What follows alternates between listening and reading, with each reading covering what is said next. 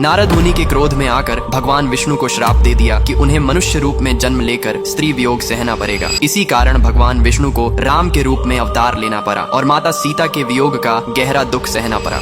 एक दिन देवर्षि नारद मुनि ने गर्व में आकर यह दावा किया कि कामदेव तक उनकी भक्ति को भंग करने में असफल रहे हैं। यह बात उन्होंने अनजाने में भगवान विष्णु को भी बता दी। जब यह अहंकार भगवान के कानों तक पहुंचा तो विष्णु ने सोचा कि नारद को सही मार्ग का बोध कराना आवश्यक है। इसी उद्देश्य से उन्होंने एक दिव्य लीला रची। भगवान विष्णु ने नारद को माया के माध्यम से एक अत्यंत सुंदर नगर दिखाया, जहाँ एक राजकुमारी का भव्य स्वयंवर हो रहा था। उस नगर और राजकुमारी की सुंदरता देखकर नारद मुनि स्वयं भी मोहित हो गए। उनके मन में इच्छा जागी कि वे भी स्वयंवर में भाग लें। इसके लिए उन्होंने भगवान विष्णु से हरि रूप देने का वर मांगा ताकि वे सबसे सुंदर दिखाई दें। भगवान विष्णु ने हरि शब्द के दो अर्थों सुंदर मुख और वानर का प्रयोग करते हुए नारद को वानर मुख दे दिया। नारद इस परिवर्तन से अनजान रहे और स्वयंवर में पहुंच गए। वहां राजकुमारी ने उनकी ओर देखा तक नहीं और सीधे भगवान विष्णु को वरमाला पहना दी। जब स्वयंवर समाप्त हुआ तो नारद ने पास के सरोवर में अपना प्रतिबिंब देखा। वानर मुख देखकर उन्हें अत्यंत क्रोध आया और उसी क्षण उन्हें अपनी भूल का आभास हुआ कि उनका अहंकार ही इस अपमान का कारण बना।